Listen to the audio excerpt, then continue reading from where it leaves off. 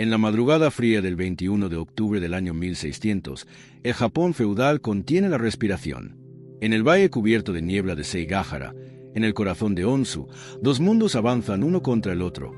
El ejército del oeste y el ejército del este, fuerzas titánicas destinadas a decidir el futuro de un país desgarrado por un siglo de guerra. Al frente del bando occidental, Ishida Mitsunari sonríe con seguridad. Sus números son superiores, su estrategia parece perfecta, su victoria, inevitable. Pero la niebla es traicionera. Y ese día no solo cubre el campo, también oculta un secreto que arderá para siempre en la memoria japonesa. Mientras los tambores de guerra retumban, varios generales del oeste rompen sus alianzas, giran a su caballería y apuntan sus lanzas contra el hombre que se supone debían proteger. La traición estalla como un trueno. La batalla cambia de color.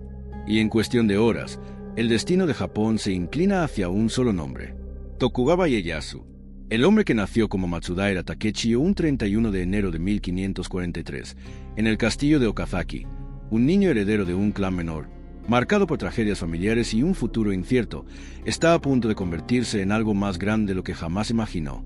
Ese día en Sekigahara, su victoria no solo lo eleva, lo inmortaliza. Nace el primer shogun del shogunato Tokugawa, el gobernante absoluto que establecerá una dinastía capaz de mantener unido al archipiélago japonés durante más de 2 siglos, hasta la llegada del torbellino que sería la restauración Meiji en 1868. Este es el inicio del ascenso de un hombre destinado a domar el caos. Este es el comienzo de la era Tokugawa. Bienvenidos a la historia de Tokugawa Ieyasu, el heredero forzado. Hirotada nació como un daimyo menor, un señor feudal envuelto en un entorno que jamás mostraba misericordia. Heredó sus tierras en el año 1535 cuando apenas tenía 9 años. Un niño obligado a cargar un título adulto mientras enfrentaba el vacío que dejó el asesinato de su padre, Kiyoyasu. Un niño sostenido por un linaje frágil, con territorios vulnerables y enemigos atentos a cada movimiento. El clan Matsudaira, bajo su mando, miraba con inquietud el avance de 2 gigantes. El poderoso clan Oda presionaba desde la provincia de Owari hacia el oeste. El clan Imagawa acechaba desde el este.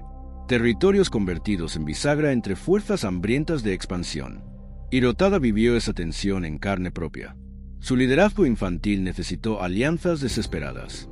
El miedo dictó su estrategia. La supervivencia exigió decisiones inmediatas. La alianza inevitable. La amenaza del clan Oda se volvió tan grande que Hirotada vio solo una salida. Se inclinó hacia el clan Imagawa. Selló su destino subordinándose a un poder al que jamás habría elegido si su posición hubiera sido segura. Aquella alianza implicó unir su nombre al de un antiguo rival, Mizuno Tadamasa. Una unión amarga para garantizar estabilidad. Una jugada política que mezclaba recelo con obligación. Para solidificar la alianza se acordó un matrimonio. En el año siguiente, Hirotada se casó con la hija adolescente de Mizuno, Odai no Kata. Una joven que llegó a su casa no solo como esposa, sino como un recordatorio incómodo del pasado. Su madre había sido la segunda esposa de Kiyoyasu, lo que convertía a Odai en hermanastro de Hirotada. La política tejía lazos familiares torcidos. El matrimonio unía sangre y estrategia.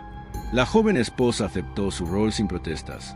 Su presencia suavizaba la relación entre ambos clanes. El nacimiento de Takechiyo.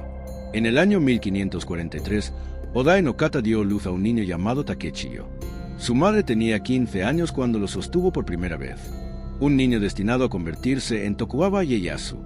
Un infante que nació en un hogar sin estabilidad pero lleno de expectativas silenciosas. El pequeño vivió sus primeros meses bajo la sombra de un clan dividido, bajo tensiones que no comprendía. A pesar de esa turbulencia, la pareja parecía encontrar cierta armonía. La muerte de Mizuno Tadamasa en agosto del mismo año modificó ese equilibrio. El sucesor del clan Mizuno no heredó la relación diplomática de su antecesor. Se peleó con su cuñado. Abrió un conflicto que contaminó cada espacio del linaje. Abandonó la alianza. Se entregó al enemigo. Eligió al clan Oda y se convirtió en una amenaza. El divorcio impuesto. La traición obligó a Hirotada a tomar una decisión dolorosa. Debió divorciarse de Odai en el año 1544 y devolverla a su familia. Política por encima del afecto. Necesidad por encima del compromiso. Odai aceptó aquel destino con entereza. Jamás reprochó la elección. Intentó recomponer los lazos entre los Mizuno y los Matsudaira. Buscó equilibrar lo que otros destruían.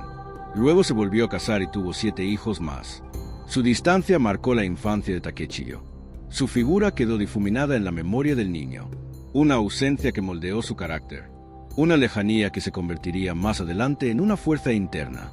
Se cree que esa madre distante le entregó una mezcla de disciplina silenciosa y serenidad emocional. Una influencia que duró toda su vida. Un Japón desgarrado. El Japón del siglo XVI ardía en fragmentación. Takechiyo creció entre tierras divididas, rivalidades constantes, traiciones habituales. Aquella fractura no era una anomalía, era la norma. El periodo Sengoku, también llamado periodo de los estados en guerra, transformó cada rincón del país en un tablero inestable. Desde finales del siglo XII, el emperador japonés en Kioto había perdido el control real del gobierno. Seguía siendo una figura absoluta solo en teoría. En la práctica quedaba relegado a ceremonias. El poder efectivo estaba en manos del shogun, un señor de la guerra con autoridad militar y civil, un líder cuya figura debía ser hereditaria. El clan Minamoto había sido el primer portador de esa autoridad cuando su linaje se remontaba al emperador Seiwa del siglo IX. Minamoto no Yoritomo se convirtió en el primer shogun hereditario. Gobernó desde Kamakura, lejos de Kioto, símbolo de la desconexión entre la corte y el verdadero poder. La decadencia de los shogunatos. El shogunato Kamakura cayó en el año 1333. El breve intento de restauración imperial se desmoronó. En 1336 surgió el shogunato. Ashikaga con Ashikaga Takauji, descendiente directo del clan Minamoto. Durante la segunda mitad del siglo XV ese gobierno se debilitó. Los daimi comenzaron a actuar con independencia. La autoridad central se desvaneció. Muchos fueron derrocados por levantamientos populares o por samuráis que ambicionaban ascenso social. El periodo Sengoku duró alrededor de un siglo. Un tiempo de caos donde cada señor feudal se aferraba a su territorio como si fuera un reino propio. El clan Matsudaira controlaba la provincia norteña de Mikawa, pero su dominio era frágil. Rivalidades internas, presiones externas, inseguridad constante. Esa inestabilidad moldeó cada experiencia temprana de Takechiyo. Una nación dividida. Japón estaba roto en docenas de señoríos.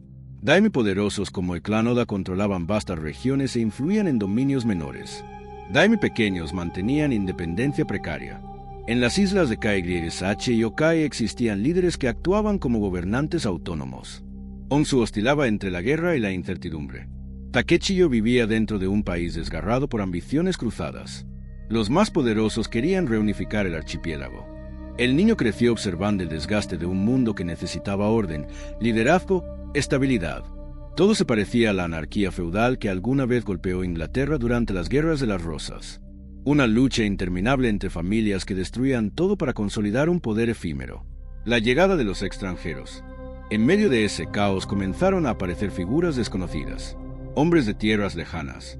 Navegantes del Reino de Portugal llegaron primero a las costas japonesas.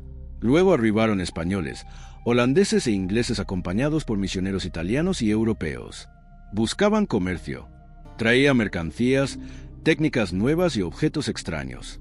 También traían a su Dios cristiano, una creencia que los dividía en católicos y protestantes. Sus desacuerdos religiosos se sumaban a las tensiones de Japón. Sus diferencias confundían aún más a un país que no entendía por qué incluso los extranjeros se enfrentaban entre sí. Aquella llegada aumentó la inestabilidad. Japón no necesitaba más divisiones. Necesitaba unidad. Necesitaba autoridad. Ese era el entorno donde se formaba Takechiyo.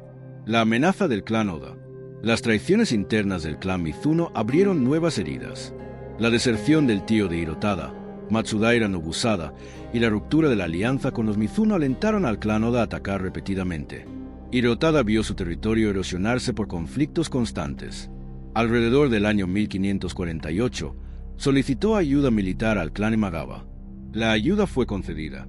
Su alianza seguía en pie, pero el precio fue alto. Un sacrificio personal que atormentó su corazón. El niño convertido en rehén. Hirotada fue obligado a enviar a su hijo mayor, Takechiyo, de 6 años, como rehén al castillo Sumpu, la capital del clan Imagawa, en la actual ciudad de Shizuoka. Una entrega dolorosa. El futuro Tokugawa Ieyasu partió acompañado por una escolta armada. Un niño que dejaba atrás su hogar. Un niño que marchaba hacia un destino incierto. Hirotada se mostró reacio a separarse de él. No tuvo alternativa. El equilibrio político dependía del sacrificio. El pequeño caminaba hacia una vida de vigilancia ajena. Su familia quedaba atrás. Su infancia se fragmentaba. El ataque y el secuestro. El viaje hacia Zumpu se convirtió en tragedia. El grupo fue atacado. Hombres del clan Oda emboscaron a la escolta. Capturaron al niño. Lo arrebataron del camino que debía llevarlo a su seguridad. Takechiyo fue entregado a Oda Nobuide, jefe del clan Oda. El líder buscó utilizarlo como moneda de cambio. Un niño convertido en herramienta de negociación. Un infante atrapado en la red de ambiciones. Su existencia se transformó en un recurso político. Su nombre se convirtió en una ficha más en el tablero sangriento del Japón feudal. Perfecto. Ya identifiqué el problema. Todos los nombres están escritos de forma incorrecta. Este texto es claramente la biografía temprana de Tokugawa Ieyasu, pero con nombres distorsionados. Al poco tiempo, Hirotada Matsudaira recibió un mensaje del clan Oda amenazando con matar a Takechiyo si no entregaba el castillo de Okazaki. Hirotada sorprendió a Oda Nobuide a negarse rotundamente, informándole que no estaba particularmente preocupado si su hijo moría, pues de todos modos había sido entregado como rehén a los Imagawa, y que su muerte incluso podría fortalecer la alianza con ellos. La fría y desafiante respuesta de Hirotada impresionó a Nobuide, quien perdonó al niño pero lo mantuvo como rehén. Takechiyo fue bien tratado por sus captores Oda.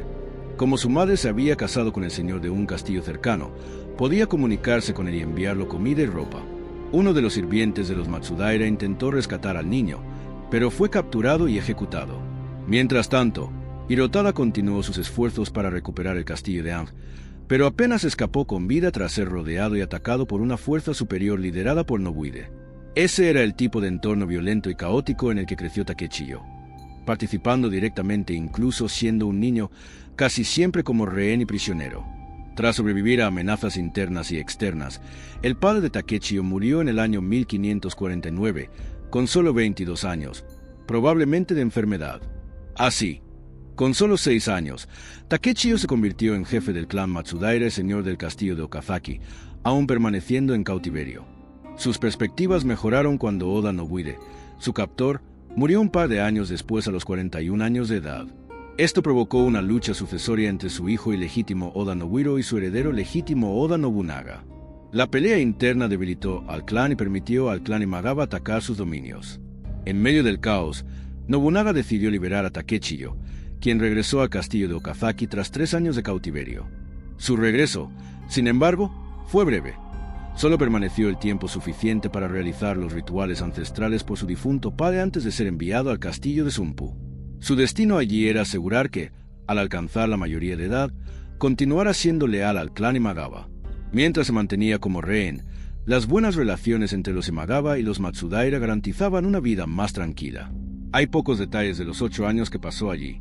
Algunos relatos dicen que vivió con su abuela materna. Fue instruido por Taigen Sesai, un monje budista que, pese a no tener entrenamiento militar formal, actuó como comandante exitoso bajo las órdenes de su sobrino, Imagawa Yoshimoto, jefe del clan. Takechiyo no era especialmente estudioso.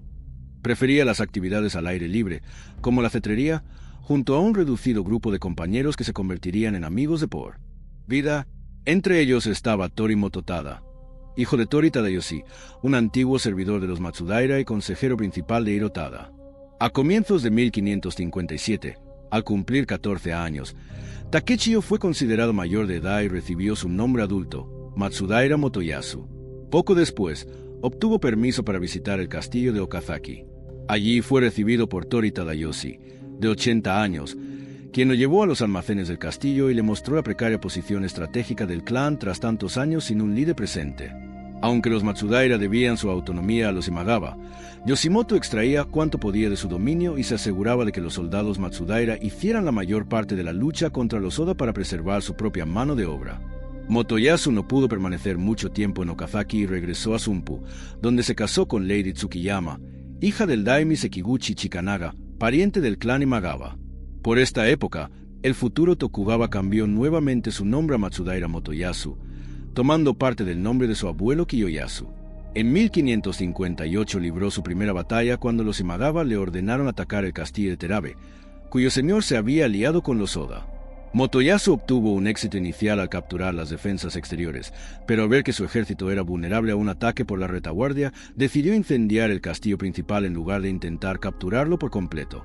Como anticipó, Oda Nobunaga envió fuerzas para atacarlo, pero Motoyasu resistió y los rechazó con grandes pérdidas.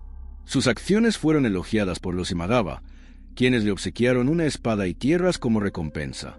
En 1559, poco después del nacimiento de su hijo, también llamado Takechiyo, Motoyasu se ofreció para liderar una misión de abastecimiento al castillo de Odaka.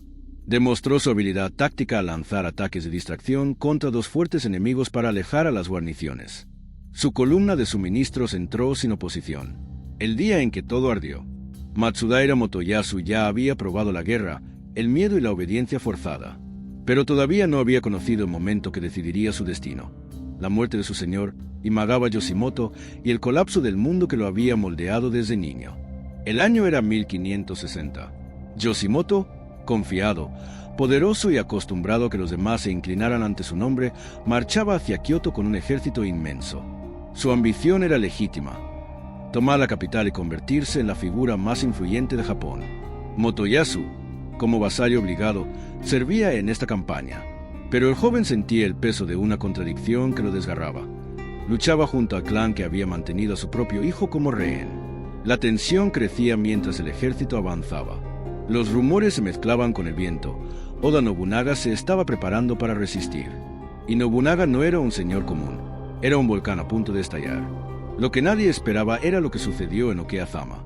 El ejército Imagawa descansaba confiado en una garganta estrecha, creyendo que la campaña estaba casi asegurada. Yoshimoto celebraba con música y sake, completamente ajeno a lo que se avecinaba. Nobunaga, con una fuerza mucho menor, lanzó un ataque sorpresivo durante una tormenta, usando el terreno, la lluvia y el caos a su favor. Fue un golpe quirúrgico, brutal, perfecto. En cuestión de minutos, la historia se partió en dos. Yoshimoto fue sorprendido, rodeado y decapitado.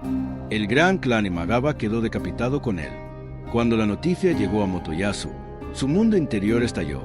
Había perdido su señor. Sí, pero también había perdido su carcelero. Era la primera vez en su vida que tenía una oportunidad real de elegir su propio camino. Sin pensarlo demasiado, tomó la decisión que cambiaría su vida. No regresaría a Zumpu. No regresaría a servir a un clan moribundo. No regresaría a ser un rehén más. Por primera vez, sería dueño de su destino. Su objetivo era claro: recuperar Okazaki y liberar a su esposa e hijo, aún bajo vigilancia Imagawa. El viaje hacia el castillo fue clandestino, tenso y peligrosísimo. Las tierras estaban en caos, los caminos infestados de bandidos, soldados desesperados y viejos enemigos buscando ventaja. Motoyasu viajaba con un pequeño grupo de leales, hombres que lo habían acompañado en Zumpu y que sabían que estaban apostando su vida por un joven que aún no tenía poder real. Pero lo seguían porque tenía algo que pocos líderes tenían: una voluntad indomable. Llegaron finalmente a Okazaki, no como prisioneros ni vasallos, sino como guerreros libres. El castillo volvió a manos del clan Matsudaira y Motoyasu entró a sus propios dominios por primera vez como un hombre que podía gobernar. El siguiente paso era inevitable: romper públicamente con los Imagawa. Pero esto tenía un precio. Si quería ser independiente, necesitaba un aliado poderoso, alguien capaz de sostenerlo mientras encontraba su propio camino. Ese aliado sería Oda Nobunaga. La alianza era impensable años atrás. Nobunaga había sido enemigo de su padre. Había sido el captor de su niñez. Pero Motoyasu entendió algo que muy pocos comprendían. En Japón, la sangre pesaba, pero el futuro pesaba más. Envió emisarios. Nobunaga aceptó, y así nació una alianza que definiría el futuro del país. Motoyasu fortaleció Okazaki, reorganizó a sus soldados y comenzó a actuar como un daimi soberano. Por primera vez en su vida, ya no obedecía las órdenes de otros. Las daba. Con la alianza sellada, lanzó ataques quirúrgicos contra las guarniciones Imagawa en las fronteras de Mikawa. Batalla tras batalla, Motoyasu iba limpiando su territorio, demostrando una mezcla de audacia y paciencia que desconcertaba a sus enemigos. Era joven, pero tenía el espíritu de un veterano. En uno de esos combates, su leal amigo Torimoto Tada demostró la misma valentía que marcaría su destino años después en el castillo de Fushimi. Juntos, Motoyasu y sus hombres fueron tejiendo la recuperación de Mikawa. El renacimiento del clan Matsudaira tomó forma rápidamente. Por primera vez en décadas, era un clan con líder, con ejército, con identidad. Pero la transformación estaba lejos de terminar. En 1561, Motoyasu tomó una de las decisiones más simbólicas de su vida: romper con el apellido que lo había marcado como vasallo subordinado. Abandonó el nombre Matsudaira. Desde ese día, sería conocido como Tokugawa Ieyasu, un nuevo nombre, un nuevo destino, una nueva era. Ieyasu sabía lo que quería: estabilidad, orden, paz, pero también poder. No poder por ambición vacía, sino poder por supervivencia. Japón era una tierra devorada por la guerra. Solo un hombre fuerte podía cambiar eso. Y él había decidido ser ese hombre. Con su nueva identidad y su alianza con Nobunaga, comenzó a expandir su dominio, consolidar sus tierras y forjar una disciplina férrea en sus soldados. Ieyasu no era un guerrero impulsivo ni un general explosivo. Era una montaña, paciente, estable, inquebrantable. Mientras Nobunaga hacía temblar a los grandes señores del país, Ieyasu afianzaba la base que un día lo llevaría al poder supremo. El clan Imagawa, debilitado, humillado y sin liderazgo, desaparecía lentamente de la historia.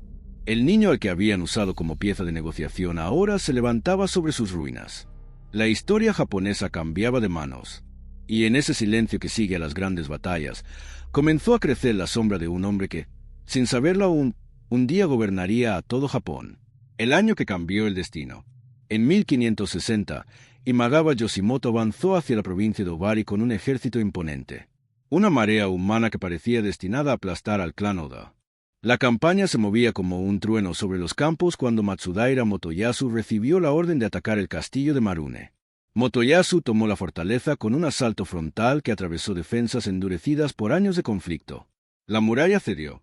Los guardianes del castillo retrocedieron sin comprender cómo un joven comandante había logrado romper su línea en pleno amanecer. Motoyasu no celebró la victoria. Se retiró de inmediato hacia una posición preparada con calma quirúrgica. Los hombres del clan Oda reaccionaron con un contraataque precipitado. Motoyasu los destruyó con una emboscada que reveló una madurez táctica impropia de su edad.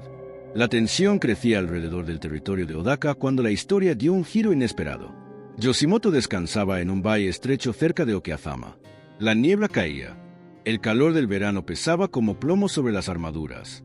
Los hombres sufrían. La fatiga se acumulaba. Yoshimoto no imaginaba la tormenta que venía hacia él. Oda Nobunaga apareció desde las colinas con 3000 guerreros. Bajó como una sombra. Atacó sin aviso. Atravesó el campamento Imagawa como fuego sobre hojas secas.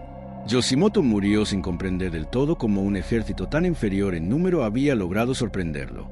Los oficiales superiores cayeron. El clan Imagawa perdió su columna vertebral en cuestión de minutos. El pilar central de aquella alianza milenaria se quebró. La guarnición Imagawa se retiró de Okazaki. Motoyasu vio la oportunidad. Tomó su ciudad natal con un golpe rápido que no dejó espacio para dudas. Por primera vez en su vida, se sintió dueño de algo más que su destino. La muerte de Yoshimoto liberó tensiones acumuladas durante décadas. Nobunaga emergió como el líder indiscutible del clan Oda. Japón observó cómo aquella victoria aparentemente imposible lo transformaba en un daimyo temido y respetado. Su mirada se fijó en Kioto. Su ambición comenzó a extenderse hacia el oeste. La idea de unificar los clanes fragmentados tomó cuerpo. Motoyasu entendió que el mundo estaba cambiando. Nobunaga le ofreció una alianza que habría parecido imposible solo unos años antes. Motoyasu dudó. La sangre de los Imagawa corría por los recuerdos de su familia. Su esposa y su hijo seguían siendo rehenes en el castillo Sumpu. Imagawa Ujizane, sucesor de Yoshimoto, carecía del carácter de su padre. No era un señor al que un guerrero como Motoyasu pudiera seguir con confianza. El joven comandante calculó riesgos. Observó la inestabilidad. Analizó la fragilidad de Ujizane. Concluyó que seguir atado a él era aceptar un futuro sin gloria. Optó por romper con el clan que lo había protegido en la niñez. Un paso que podía costarle a su esposa, a su hijo, a su propia vida. Motoyasu decidió avanzar. El rescate imposible. El precio de la deserción era insoportable. Los Imagawa tenían en sus manos a su heredero y a su madre. Motoyasu sabía que el tiempo se agotaba. Sopesó cada posibilidad hasta alcanzar un plan tan audaz que parecía suicida. En 1562 envió un grupo reducido de shinobi al castillo de Kaminok. Los Imagawa confiaban en su seguridad. No esperaban un ataque nocturno, mucho menos uno silencioso. Los ninjas irrumpieron como sombras. No dejaron supervivientes entre los más de 200 guardianes que defendían la fortaleza. Udono Nagamochi, señor del castillo, cayó bajo las cuchillas. Los hijos de Udono fueron capturados vivos. El golpe fue brutal, imprevisible, preciso. Las piezas quedaron alineadas. Motoyasu negoció la liberación de su esposa y de su hijo a cambio de los prisioneros. La operación selló su reputación como estratega frío, como político calculador, como señor dispuesto a quemar el mapa para salvar lo que amaba. El cambio de bando se completó. El joven guerrero se colocó bajo el estandarte de Nobunaga. Sus enemigos cambiaron. Su destino se reescribió en cuestión de días. A los 19 años abandonó el nombre Motoyasu y adoptó definitivamente el de Ieyasu. Los años de incertidumbre habían terminado. Comenzaba una nueva era. Entre 1563 y 1564, Ieyasu enfrentó su primera gran amenaza interna. Los Ikkiki, una coalición de campesinos rebeldes y seguidores de la secta budista Dosins, desafió el orden feudal. Los templos de Longanji en Mikawa ardían con fervor religioso. Los monjes agitaban a las aldeas. Las familias se dividían. El campo se convertía en un tablero en el que nadie sabía quién traicionaría al amanecer. Ieyasu luchó contra un enemigo que no temía morir. Un enemigo guiado por la fe. Muchos samuráis de Mikawa vacilaron. Algunos se unieron a los rebeldes. Ieyasu soportó la traición con calma endurecida. Convocó a los leales. Marchó al frente. Lideró cada carga. Su armadura recibió 2 disparos en la batalla de Azukizaka.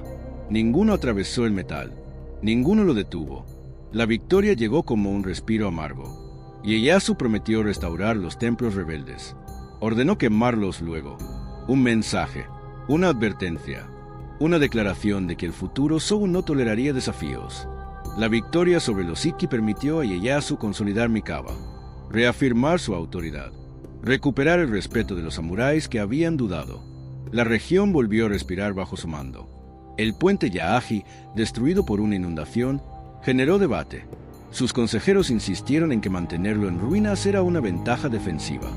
Ieyasu negó aquella prudencia. Su visión no se enfocaba en muros, se enfocaba en caminos.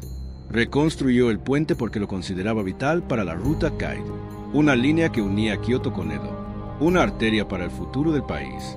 Tras someter a los monjes guerreros, Ieyasu avanzó sobre Yoshida, último bastión Imagawa en Mikawa. No logró tomar la fortaleza por la fuerza. Prefirió un acuerdo diplomático, una negociación que estabilizó la relación con el clan Imagawa después de años de ruptura. Con apenas 21 años, se convirtió en señor de Mikawa, dueño de un territorio sólido, con capacidad para reorganizar su administración, para crear un ejército propio, para moldear la provincia según su visión. La serpiente de Kai. 3 años más tarde, Takeda Shingen observó el ascenso de Ieyasu con interés. Shingen, señor de Kai, era uno de los estrategas más brillantes del periodo Sengoku. Rompió con los Imagawa. Miró hacia el corazón de sus tierras. Propuso una alianza a Ieyasu. El acuerdo era simple: dividir el territorio Imagawa. Cada uno tomaría parte. Cada uno crecería. Cada uno avanzaría. Ieyasu aceptó. Su ambición se expandió. Su influencia creció. Sus fuerzas aumentaron. Los territorios de Mikawa y Ikmi quedaron bajo su control tras años de maniobras, alianzas cambiantes y decisiones que lo empujaron siempre hacia adelante. Las traiciones del periodo Sengoku eran inevitables. Nadie sobrevivía sin mancharse. Ieyasu no fue excepción. Se adaptó, transformó cada oportunidad, convirtió cada quiebre en una escalera.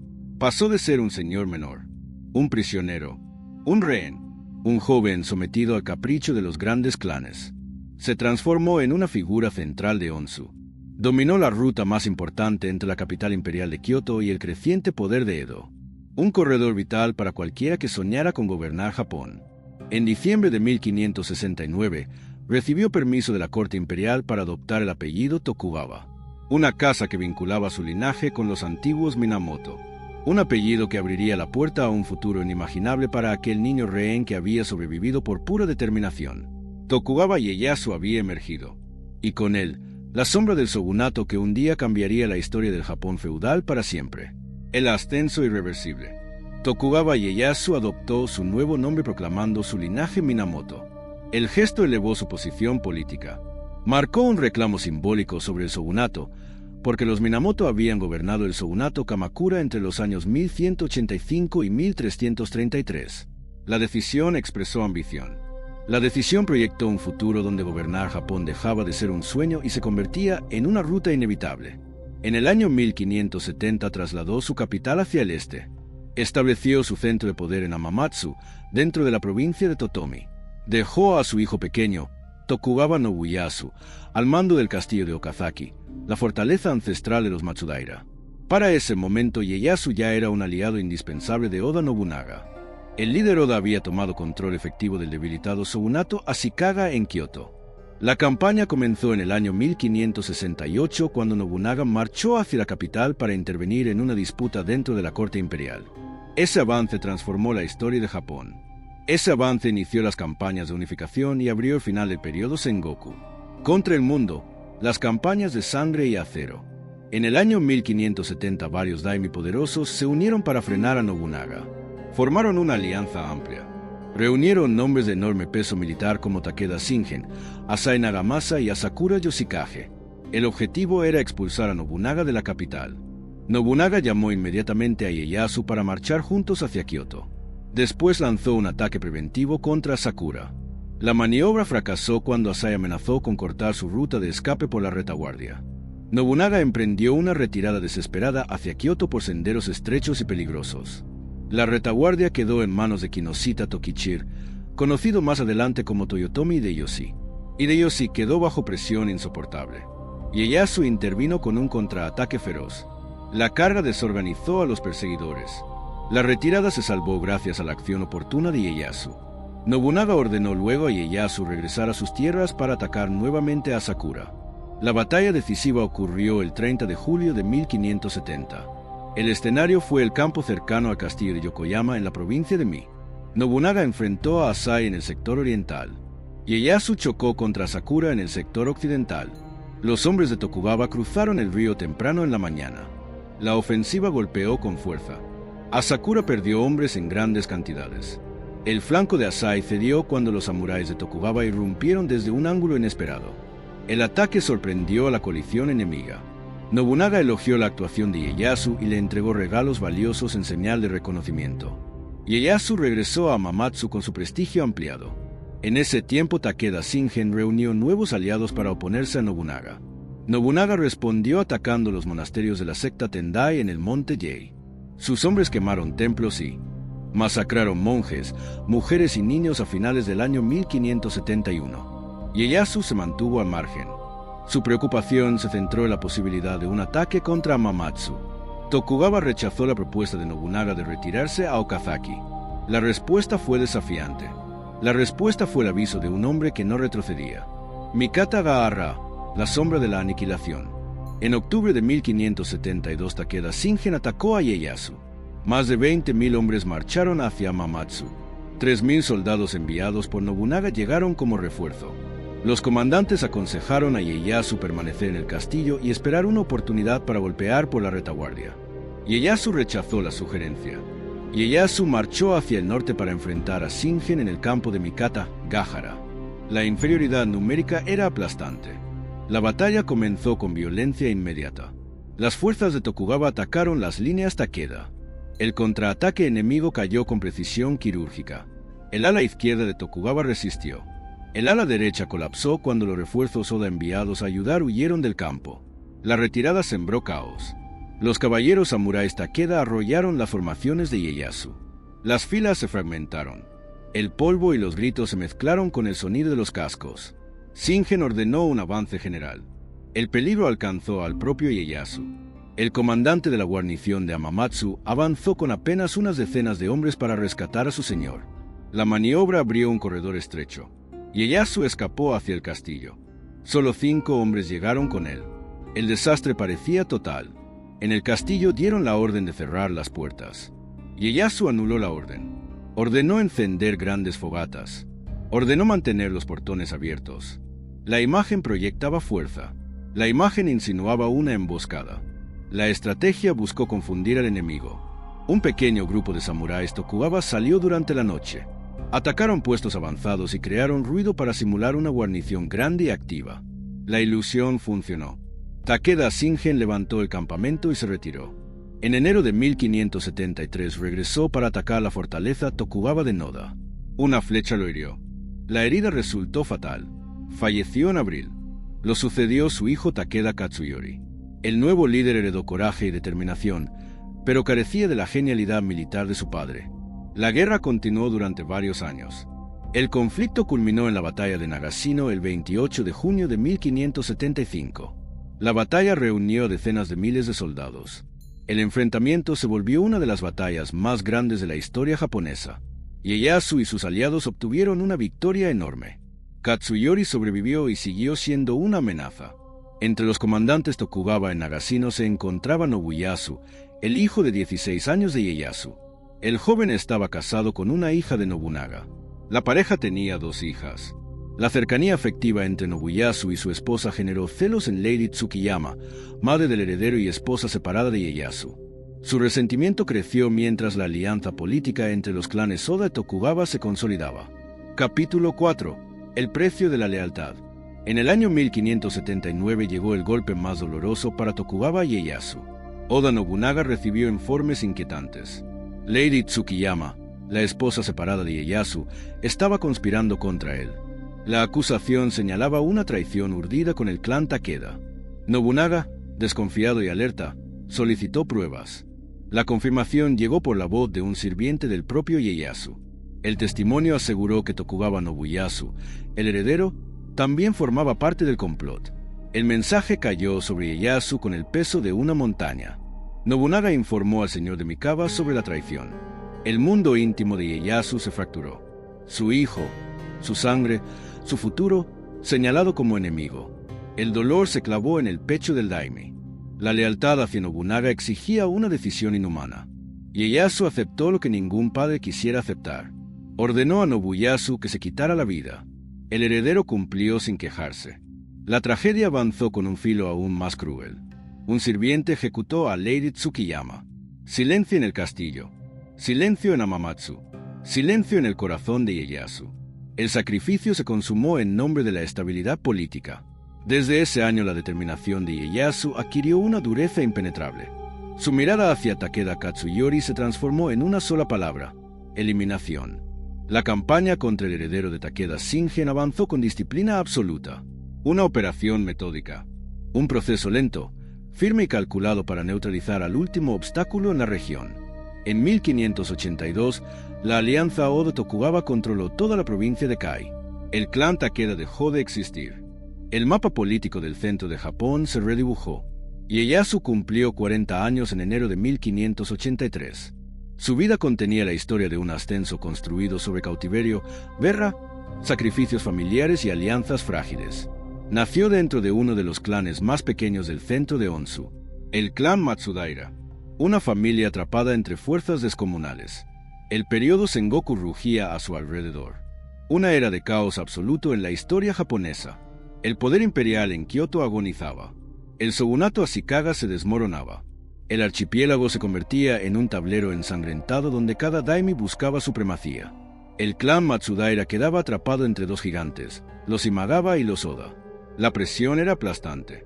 Un error significaba la aniquilación. La infancia de Ieyasu transcurrió bajo la sombra del secuestro político. El niño se convirtió en rehén de los Imagawa. Luego cayó en manos de los Oda. Aún así tomó el mando de su clan siendo un menor de edad. La dureza de esos años talló su carácter. Su inteligencia creció con cada humillación. Su instinto político despertó en cada negociación forzada. Su crueldad adquirió forma en cada traición ajena que observaba desde la distancia. El joven Ieyasu comenzó a cambiar de bando cuando convenía para proteger a su pueblo. Sus decisiones tenían frío calculado. El objetivo se centraba en una sola idea: sobrevivir. La alianza con Oda Nobunaga transformó esa supervivencia en poder. Nobunaga crecía como un torrente imparable. Ieyasu ascendía con él. Para cuando cumplió 40 años ya era una figura imprescindible en la política japonesa. El niño rehén se convertía en un titán. El fin de Nobunaga, el trono vacío de Japón. El año 1582 fracturó el destino de Japón. Oda Nobunaga cayó en una rebelión. Su retador lo acorraló en el templo Hon. Nobunaga se vio obligado a quitarse la vida. La noticia cruzó la nación como un rayo. Japón perdió al hombre considerado el gran unificador tras siglos de guerra. Ieyasu recibió la noticia con impacto. La alianza se quebraba de golpe. La estructura que había sostenido su ascenso desaparecía en una llamarada. Sin embargo, la caída del gigante abrió un vacío de poder colosal. Ieyasu emergió como la figura más fuerte dentro de las fuerzas leales a Oda. Su influencia creció de forma natural entre los vasallos que buscaban liderazgo. En medio de ese vacío surgió otro nombre con una fuerza inesperada: Toyotomi Hideyoshi. El ascenso del hombre nacido como Kinoshita Tokichir se convirtió en una de las historias más impresionantes del Japón feudal. El hijo de un campesino escaló desde los rangos más bajos como sirviente de los Imagawa. Luego se unió a Nobunaga. Su valor en la guerra quedó grabado en cada campaña. Su lealtad se convirtió en un arma política. Hideyoshi ganó fama como uno de los servidores más brillantes del clan Oda. Tras la muerte de Nobunaga, tomó la iniciativa para reclamar el liderazgo. Hideyoshi no pertenecía a ninguna familia poderosa. No era daime, no tenía linaje. Aún así usaba la autoridad del clan Oda para legitimarse. En 1585 estableció su propio clan, Toyotomi. La creación del clan materializó su ambición y dividió la política japonesa entre partidarios de Hideyoshi e Ieyasu. En esa confusión, Ieyasu avanzó hacia nuevas tierras. Kai y Shinano cayeron bajo su control. La victoria le otorgó 5 provincias centrales: Totomi, Tsuruba, Kai, Shinano y Mikawa. Ese dominio lo transformó en el segundo señor más poderoso del país. El enfrentamiento con Hideyoshi se volvió inevitable. Ieyasu buscó aliados. Se acercó a Oda Nobukatsu, el hijo mayor sobreviviente de Nobunaga. La alianza incomodó a Hideyoshi. El ambiente político quedó al borde de otra guerra total. Ieyasu alentó a los vasallos inconformes de Hideyoshi a levantarse. El conflicto estalló en 1584. Hideyoshi envió a Ikeda Nobuteru a atacar el castillo de Iwasaki, en Mikawa. Ieyasu respondió con velocidad. Lideró una fuerza que derrotó a Ikeda en la batalla de Nagakute el 17 de mayo. Los hombres de Tokugawa demostraron eficacia y disciplina. Hideyoshi analizó la situación con cautela. La victoria militar sobre los Tokugawa no sería rápida. La región central estaba llena de fortificaciones difíciles de tomar. El precio de una campaña larga sería insoportable. Hideyoshi presionó por un acuerdo negociado. Ieyasu aceptó dialogar. Luego consolidó la autoridad en sus provincias. Someter a los monjes guerreros garantizó estabilidad interna.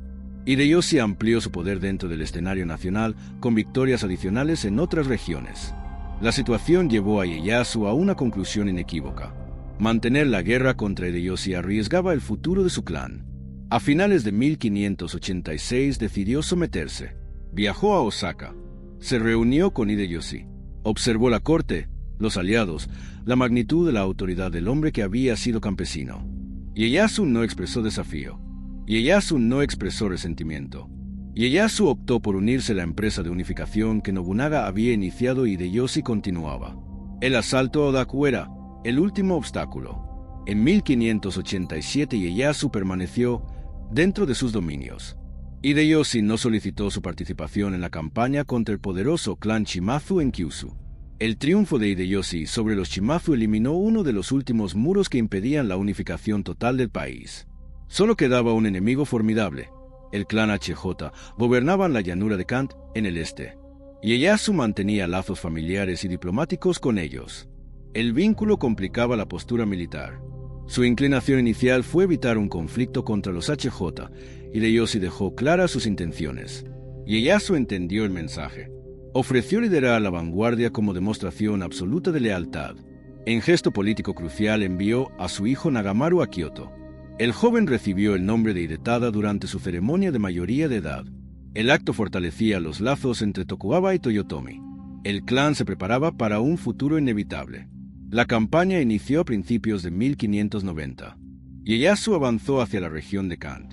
El castillo de Odawara era la fortaleza principal de los HJ. Hideyoshi reunió un ejército colosal. La magnitud superaba todo lo visto en el Sengoku. La fuerza sitiadora rodeó la zona con determinación.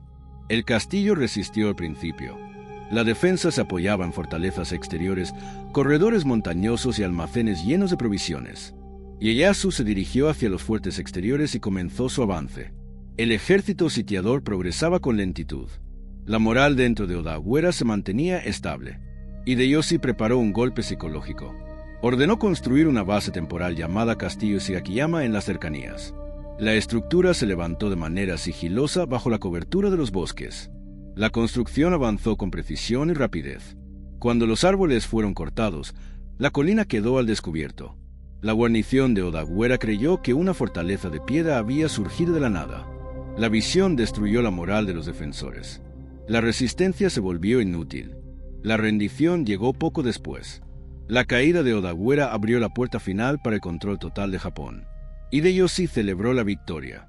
Ieyasu observó el territorio conquistado. Observó la región de Kant. Observó la inmensidad de un espacio donde pronto levantaría su verdadero reino. La jugada maestra en Kanto.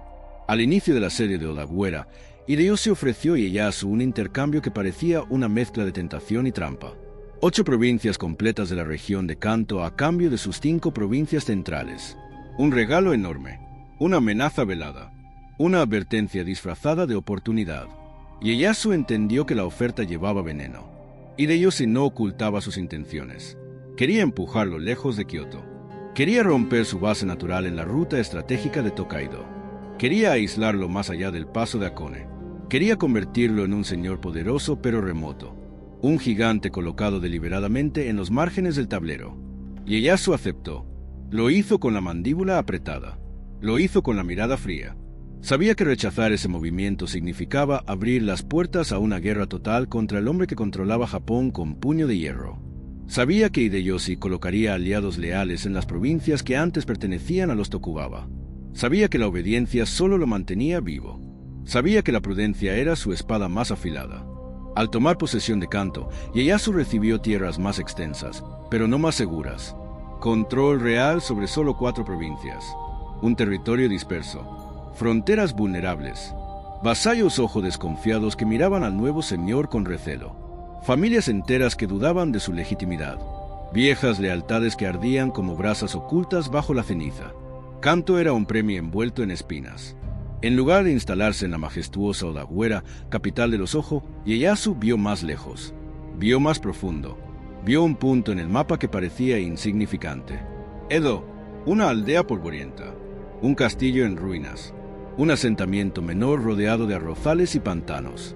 Nada sugería que ese lugar pudiera convertirse en algo grande. Nada excepto la mente de Ieyasu. Ordenó levantar casas.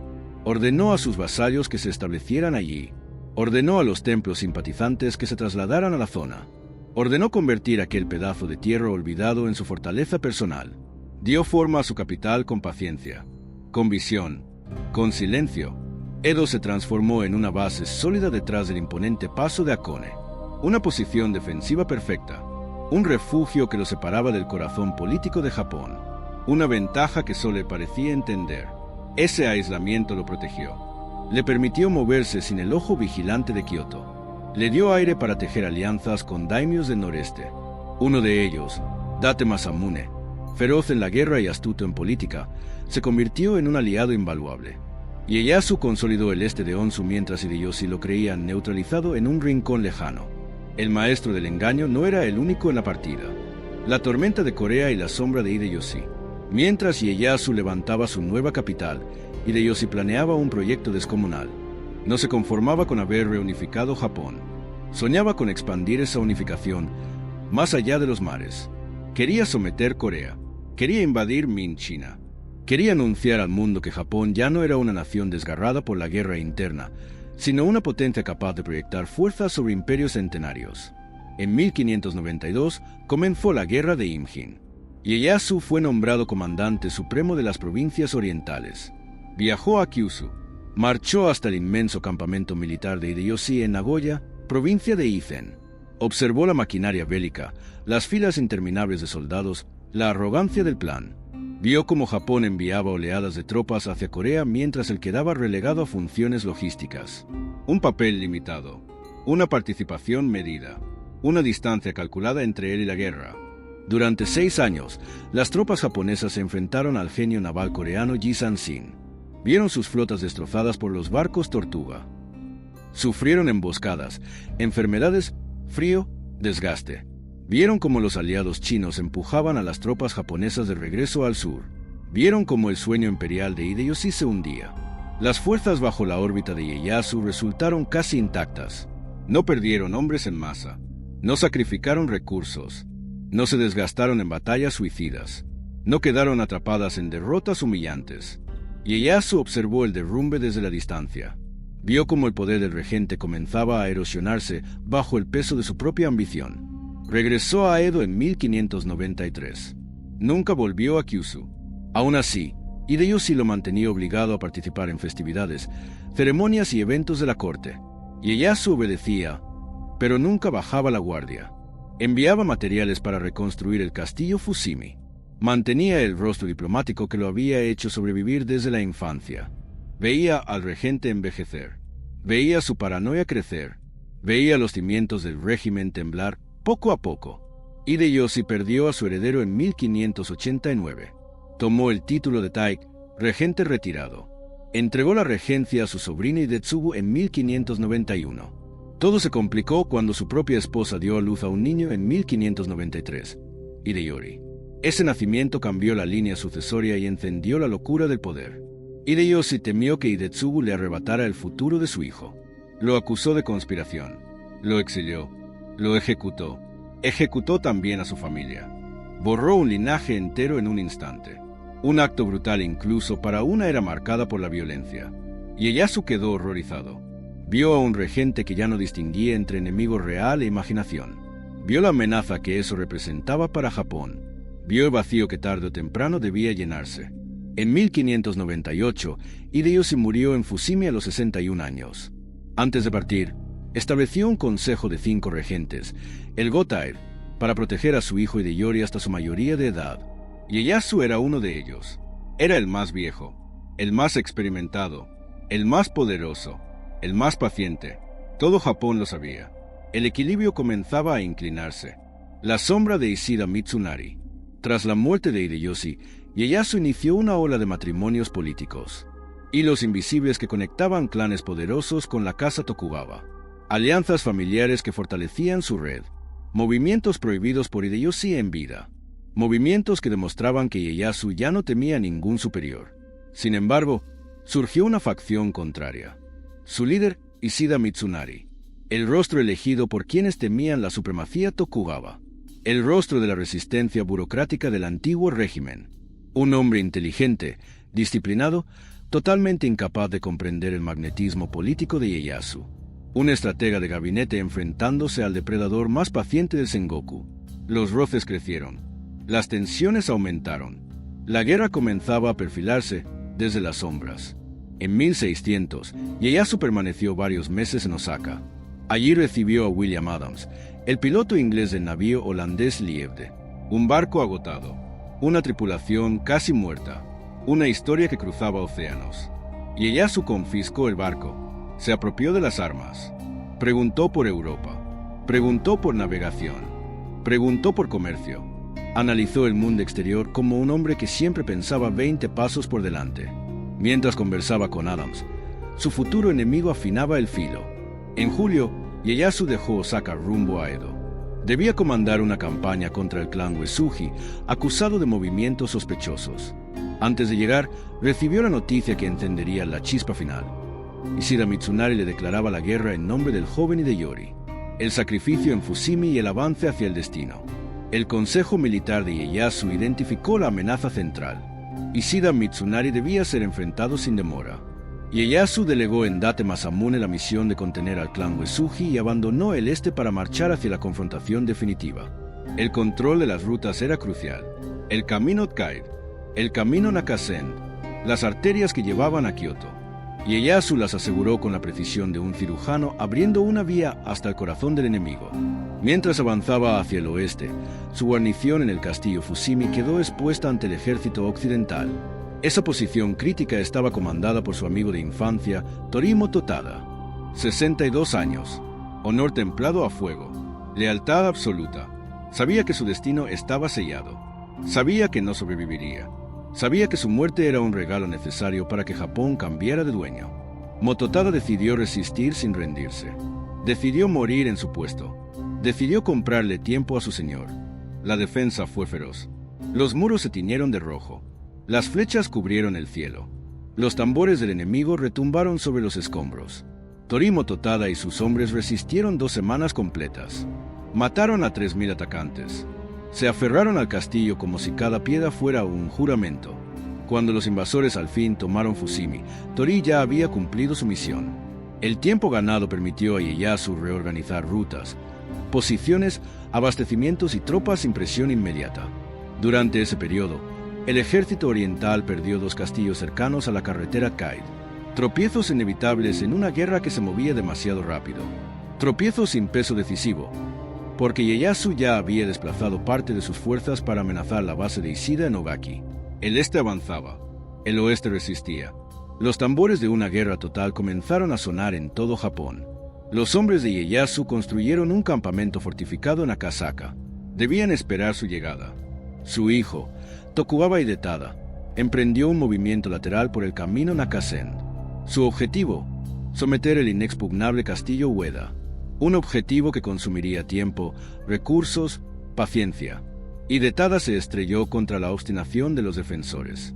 Se retrasó más allá de lo aceptable. Fracasó en avanzar lo suficiente. No pudo llegar a tiempo para la batalla que decidiría el destino del archipiélago. No estuvo presente en Sekigahara. El vacío dejado por Hidetada fue compensado involuntariamente por el propio ejército occidental. Miles de hombres quedaron atrapados en los prolongados asedios del castillo Tsu y del castillo Tanabe. Fuerzas que debían estar en el campo central se consumieron en asedios inútiles. Semanas enteras se perdieron en murallas que no importaban para la batalla final. Un desgaste que debilitó la alineación de Ishida Mitsunari antes de que sonara el primer tambor de Sekigahara. La historia tomó un giro dramático en Tanabe. El castillo estaba comandado por Hosokawa Issai, padre de Hosokawa Tadatoshi, vasallo leal de Ieyasu. Antes de partir a la guerra, Tadatoshi dejó instrucciones claras sobre su esposa, Gracia, una mujer cristiana convertida por misioneros europeos. Si la honra de su familia corría peligro, debía morir antes de caer prisionera. Cuando las fuerzas de Mitsunari rodearon su residencia, Gracia aceptó su destino con serenidad. Murió como un acto final de lealtad. Su suero resistió 50 días en Tanabe. Resistió con dignidad. El ejército sitiador, consciente del prestigio intelectual de Issai, evitó dañarlo. Al final, se rindió solo después de que le permitieron salvar su biblioteca. Fue un asedio marcado por el respeto, la tragedia y la ironía de un conflicto en el que todos se creían justos. Sekigahara, el rugido que partió la historia. Cuando Ieyasu llegó al campamento de Akasaka, Ishida quedó sorprendido. No esperaba que el viejo señor de Kanto avanzara con semejante velocidad. Convocó a sus generales. Discutieron qué hacer. Chima Sakon, su comandante más talentoso, tomó la iniciativa. Cruzó el río Kuisegawa para ejecutar un ataque de prueba. Una aguja lanzada contra un gigante. Ieyasu observó desde una distancia prudente. Miró cómo su general Nakamura Kazuji cayó en la trampa al cruzar el río para perseguir a Chima. Miró cómo Kazuji fue rescatado en el último momento. Miró cómo la escaramuza se inclinó a favor del ejército occidental. Una victoria táctica. Una chispa que encendió la confianza en el bando de Ishida. Ese triunfo impulsó a Mitsunari a retroceder hacia Sekigahara, un valle rodeado de niebla. Un lugar donde el destino podía encerrarse como un animal acorralado. Allí fortificó posiciones. Allí diseñó su estrategia final. Allí dispuso a sus hombres en la célebre formación de ala de grulla. Un centro preparado para absorber la embestida. Unas alas enormes destinadas a envolver al enemigo. Una geometría militar diseñada para aplastar el corazón del ejército de Ieyasu. Ishida posicionó 15.000 hombres en el ala sur, otros 15.000 en la retaguardia. Si todo se ejecutaba según el plan, el ejército oriental sería rodeado. Sería partido en dos. Sería destruido. Sería borrado. Ishida habría cambiado la historia. El 21 de octubre de 1600, la niebla se deslizó sobre Sekigahara. Una humedad espesa como si el cielo ocultara el aliento de los muertos. Los tambores resonaron primero en el este. Ieyasu avanzó hacia la trampa. Lo hizo confiando en tratos secretos hechos con varios daimyos del bando occidental. Hombres que le prometieron cambiar de bando cuando la batalla comenzara. Fukushima Masanori, su comandante de vanguardia, aguardó órdenes. Apenas tensó los músculos. Apenas respiró. En ese instante, un hombre decidió escribir su nombre en la eternidad. Dos Naomasa, servidor leal de Ieyasu, se lanzó al ataque sin esperar señal alguna. Corrió entre la niebla como una llama desatada, determinado a ser el primero en mancharse con la sangre del enemigo. Su carga encendió la batalla. El ejército oriental chocó contra el centro de Ishida con una fuerza devastadora. El terreno se volvió barro rojo. Las lanzas crujieron. Los cañones tronaron. Ishida envió la señal para que su flanco derecho avanzara y envolviera a Ieyasu. Nada se movió. Silencio. Traición. Inmóviles, los hombres de Kobayakawa y de Aki esperaron. Ieyasu lo había previsto. La artillería Tokugawa giró hacia ellos. Les lanzó fuego. Les lanzó un ultimátum de pólvora. Les lanzó un recordatorio brutal del acuerdo secreto. Con ese rugido, el flanco sur del ejército occidental se quebró. Hideaki atacó a sus propios aliados. Los 15.000 hombres en la retaguardia quedaron paralizados. El plan de Ishida murió en cuestión de minutos. El ala derecha colapsó. El centro retrocedió. El ala izquierda quedó expuesta. Ishida escapó del campo mientras veía a su estrategia desmoronarse como papel empapado por la lluvia. La batalla terminó en pocas horas. La victoria de Tokugawa Ieyasu fue total. El valle quedó cubierto de cadáveres, estandartes rotos y corazones quebrados. Sekigahara quedó grabado en la memoria colectiva como el punto exacto donde Japón eligió a su nuevo dueño. La caída del castillo de Ogaki ocurrió días después. Ieyasu se convirtió en el soberano indiscutible del país. El clan Uesugi se rindió al saber lo ocurrido. Las fuerzas Tokugawa avanzaron también en Kyushu con éxito. Ishida Mitsunari fue capturado enfermo. Fue entregado a Ieyasu. Fue ejecutado sin gloria, sin ceremonia, sin vuelta atrás. El resto de los daimios occidentales tuvo más suerte. Ieyasu los perdonó, confiscó tierras, redistribuyó dominios, recompensó la lealtad, castigó la traición, actuó con calma quirúrgica. No entregó grandes territorios a sus vasallos más cercanos. Prefirió ubicarlos alrededor de Edo. Prefirió consolidar un cinturón de protección. Prefirió construir una capital fuerte antes de un imperio fuerte.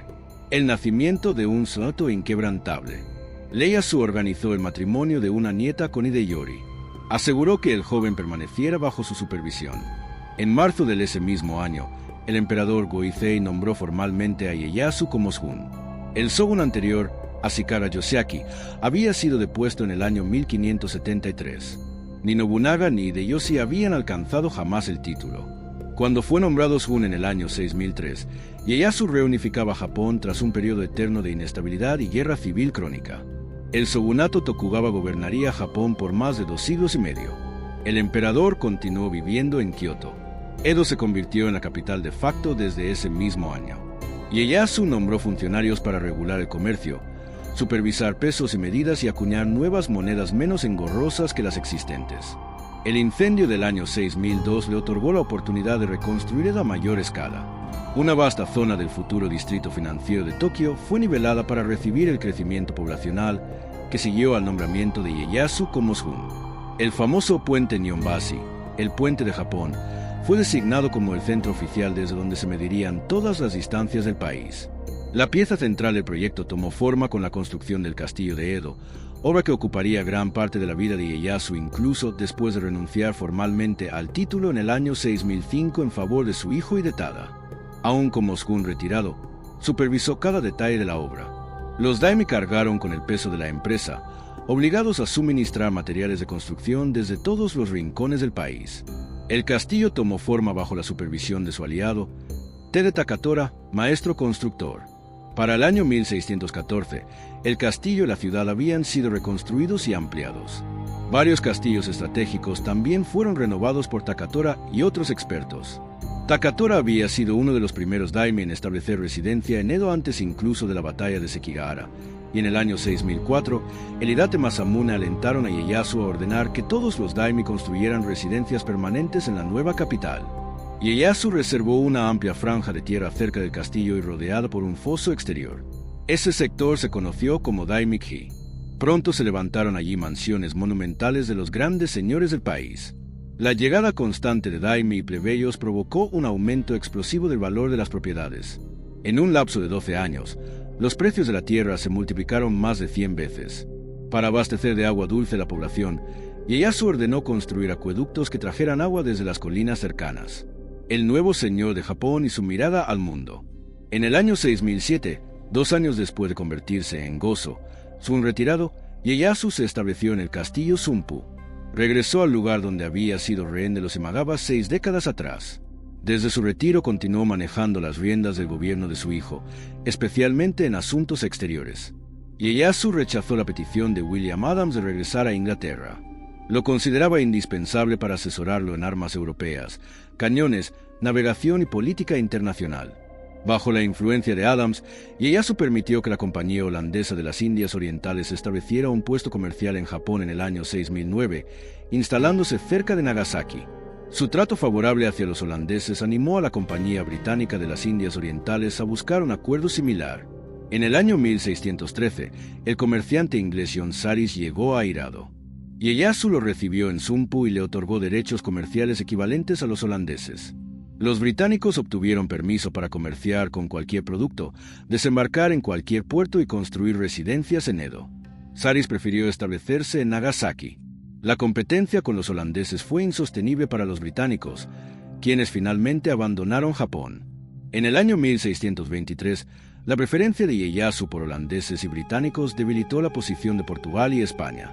La correspondencia del gobierno holandés en Ámsterdam aumentó los temores de Ieyasu sobre un intento católico de convertir Japón.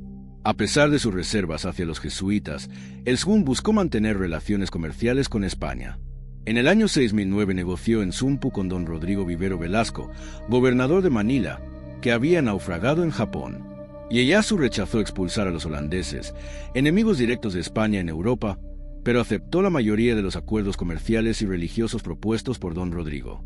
La situación cambió en 1612 cuando varios cristianos japoneses quedaron implicados en escándalos de corrupción.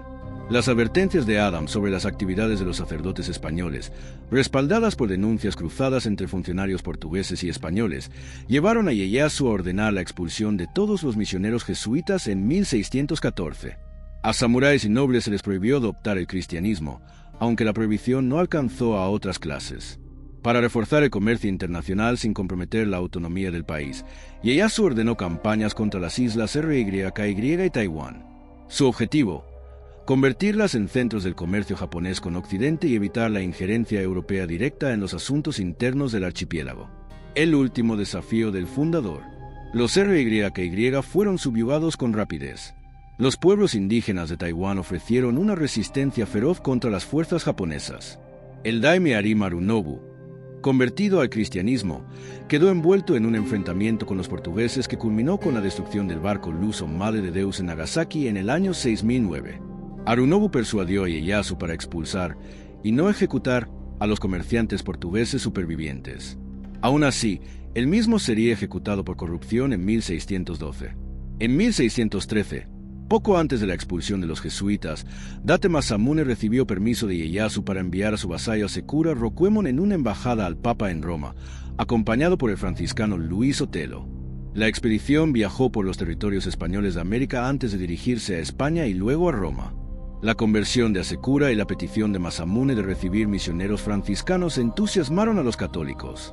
El único resultado real de la misión fue la recolección de inteligencia para el gobierno del shogun, exactamente como Ieyasu había previsto. Durante la primera década del shogunato Tokugawa, Ieyasu mantuvo a Toyotomi Hideyori, hijo de su antiguo rival Hideyoshi, en una paz distante. Redujo su estatus al ordenar que los daimyo no lo visitaran en Osaka antes de acudir en su viaje anual a Edo y Sumpu. En 1610, Ieyasu animó en privado a Hideyori a reconstruir el gran Buda de Kioto en el templo Gi.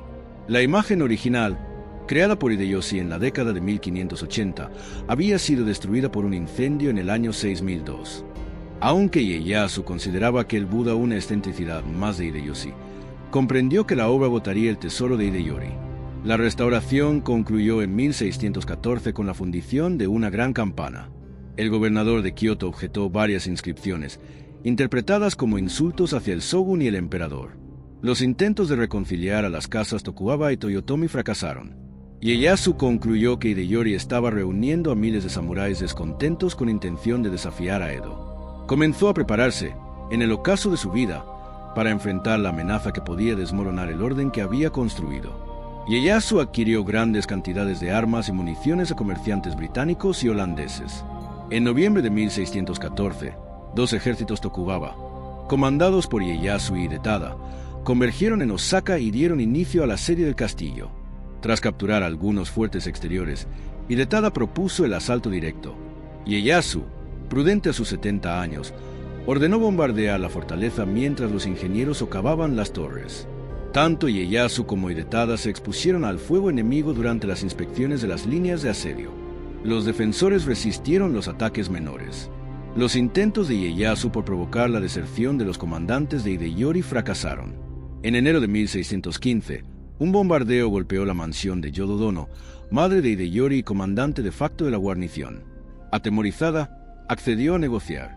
El emisario de Ieyasu, Honda Masazumi, consiguió un acuerdo para rellenar el foso exterior y destruir los muros externos, dejando solo la torre central. El acuerdo se quebró en poco tiempo. Los hombres de Hideyori descubrieron que Ieyasu planeaba regresar para atacar un castillo debilitado. Ordenaron reconstruir las fortificaciones. Ieyasu utilizó esta acción como pretexto para iniciar la campaña de verano de 1615. El ejército de Hideyori lanzó la ofensiva y casi derrotó a las fuerzas Tokugawa. Ieyasu prevaleció. Hideyori y su madre se vieron forzados a quitarse la vida mientras el castillo ardía. El hijo pequeño de Hideyori, Kunimatsu, fue ejecutado. La línea Toyotomi quedó extinguida para siempre. Con la caída de Osaka, Tokugawa Ieyasu, con 72 años, había eliminado toda oposición al shogunato que forjó como columna vertebral de un Japón unificado. La muerte del fundador y el nacimiento del mito. Tras la victoria, Ieyasu promulgó el buke Soato, un código que regulaba la conducta de los samuráis en el castillo Fushimi de Kioto. Su frase más célebre quedó grabada en la memoria de la clase guerrera: la espada es el alma del guerrero. La consecuencia política más decisiva fue limitar a cada daime a un solo castillo. La capacidad de desafiar al shogun quedó reducida. El poder feudal se fracturó. Un gobierno central sólido dominó Japón desde Edo. Ieyasu regresó al este. Realizó una cacería de cetrería antes de volver a Shizuoka. Cayó enfermo. En mayo resultaba evidente que se acercaba el final. El emperador lo honró con el rango de Daijin, canciller del reino. El 1 de junio de 1616, Tokugawa Ieyasu murió de cáncer de estómago a los 73 años. Su cuerpo fue enterrado primero en un santuario sintoísta en el monte Kun, en Shizuoka. Al año siguiente, tras recibir un nombre póstumo que lo reconocía como una encarnación terrenal del Buda, sus restos fueron trasladados al santuario de Nikte Shg, construido por Tede Takatora. Junto a Oda Nobunaga y Toyotomi Hideyoshi, Tokugawa Ieyasu es recordado como uno de los grandes unificadores de Japón, responsable de restaurar la estabilidad tras el caos del periodo Sengoku. El peso del legado Tokugawa. De los tres grandes hombres que transformaron el destino de Japón, el legado de Tokugawa Ieyasu se elevó por encima de todos. Su marca fue la más profunda, la más larga, la más decisiva. La figura de Oda Nobunaga, temida y reverenciada, había logrado arrebatar el control de Kioto y derribar al debilitado shogunato Ashikaga, inaugurando un nuevo capítulo en la historia japonesa. Su ambición apuntaba a una unificación completa, un sueño que parecía al alcance de su mano. Su asesinato en el año 1582, a los 47 años, destruyó ese horizonte. Su muerte abrió una lucha frenética entre sus hijos, incapaces de sostener el peso político de aquel titán. El vacío que dejó se convirtió en un campo de batalla silencioso. En ese espacio se alzó Toyotomi Hideyoshi, un estratega formidable, un hombre que logró completar la unificación que su antiguo señor había iniciado. Su ascenso fue meteórico, su talento indiscutible.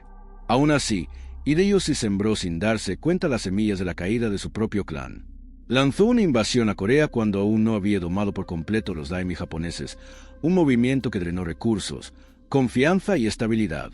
Depositó todo su legado en un heredero demasiado joven para sostenerlo, un niño rodeado de ambiciones ajenas. La fragilidad de esa apuesta condenó a su linaje incluso antes de que él muriera. Mientras tanto, Ieyasu avanzaba con una paciencia feroz. Su posición para heredar el poder de Hideyoshi no fue casualidad. Fue el resultado de décadas de maniobras, silencios calculados, cambios de lealtad guiados por la supervivencia y el deseo de controlar el futuro. Su niñez como rehén de los clanes Oda e Imagawa lo moldeó. Su juventud quedó marcada por la obligación de obedecer a fuerzas que lo superaban.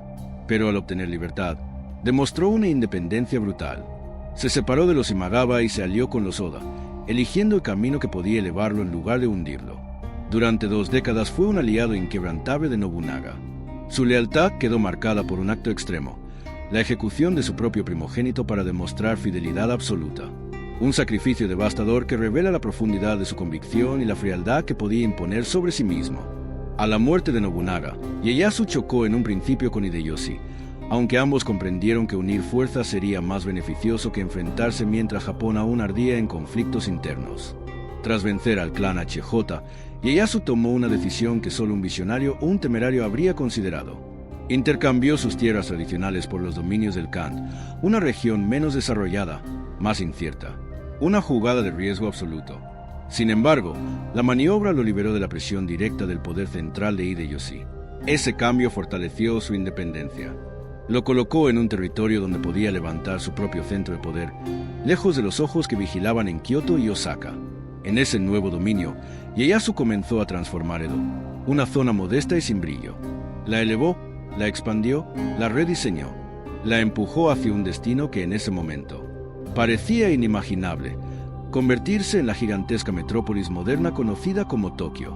Su visión se extendía más allá del presente, más allá de las batallas, más allá de los intrincados roces entre clanes. Su victoria en Sekigahara en el año 1600 selló su destino. El día en que los ejércitos oriental y occidental se enfrentaron, Ieyasu salió convertido en el amo indiscutible de Japón. 3 años después, estableció formalmente el shogunato Tokugawa, un gobierno centralizado, rígido y eficiente que puso fin a 2 siglos de guerras, traiciones y caos. Japón entró en una era de estabilidad que parecía imposible siglos atrás. En el momento de su muerte, Ieyasu dejó un país consolidado. Su hijo Hidetada, de 37 años, ya llevaba más de una década gobernando como shogun. Recibió un reino ordenado y fuerte. Ese legado se extendió durante 2 siglos y medio, hasta caer finalmente con la restauración Meiji en 1868, cuando Japón fue arrastrado hacia un nuevo mundo dominado por influencias occidentales. Una nueva historia empezaba justo cuando la historia de Tokugawa terminaba. Tokugawa Ieyasu sigue siendo un enigma. ¿Fue un estratega pragmático que garantizó la unidad de Japón bajo un orden firme y duradero? ¿O un político implacable que ascendió gracias a maniobras frías y traiciones calculadas? Queremos conocer tu opinión. Cuéntanos en los comentarios cómo ves a Tokugawa Ieyasu, líder visionario o manipulador magistral. Y si disfrutaste este recorrido por una de las figuras más poderosas de Japón, suscríbete ahora mismo, deja tu like y comparte este video. Tu apoyo impulsa la creación de más historias como esta. Gracias por acompañarnos. Nos vemos en el próximo video.